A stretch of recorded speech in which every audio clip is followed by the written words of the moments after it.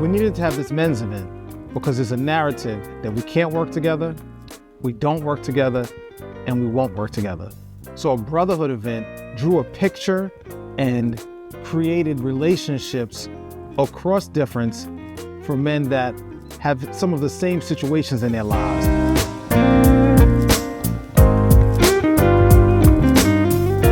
And one of the things that the gentleman brought to my attention the other day is they said, we're always doing these women-only events. They go on retreats. They go to Sojo, man, for Spa Day. They go to the Poconos. Dennison is laughing, right? They go on all these retreats, and we've never had an all-man event. We've never had an all-male event. And someone said that they wouldn't show up. Like, look around the room. That's what they told me. They said we have difficulty working together, and that we couldn't get men from all walks of life, all races, all socioeconomic levels to come together and work together to show up, man. And these brothers really stayed on me, and they said, we need each other. We always talk about this idea of no one's coming to save us. And the young boys are always telling us that we need each other, that they need us, and they need us to show up in a certain way. So the plan is for us to come to know one another.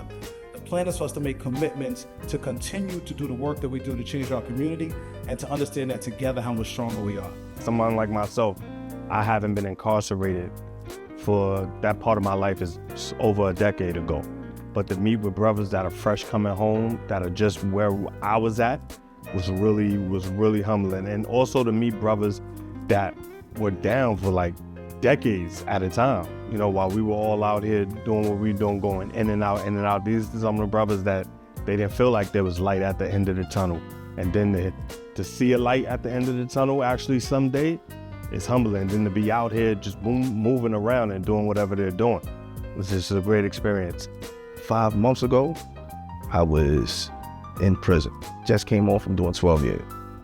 Who would have thought I'd be sitting down right next to the mayor, holding his hand, taking pictures with the mayor. Not only did I gain the resources that I needed, but I was also able to help people that were there that needed help. I heard they cry. We all born with 5 senses. One of my 5 senses is to hear my brothers and sisters cry.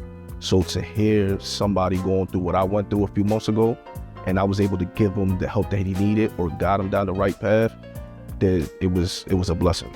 Been home 3 years now, coming to Promise Neighborhood. It was able to give me a sense of community and unity, and with that, it's helped me become the man that I am today. So personally, the men's group is actually to see what focus was and to see how much we all was on the same page. It was most important about that.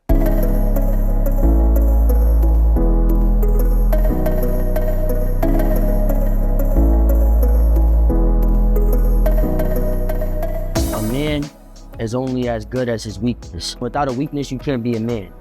We have to go through some form of hurt, some form of a trial or a tribulation in order to figure out what manhood is. Us as men, our defense mechanism is we got to keep ourselves busy. So we're either doing what we got to do to take care of our family, or we're doing what we got to do to take care of ourselves. But it's more so how we're going about it, not what we're doing. Get to know your community. You know, don't be just isolated in your own world. Knock on doors, introduce yourself to the community members, become a mentor to older gentlemen and younger gentlemen, empower each other. Let's show that there is strength in numbers in our community.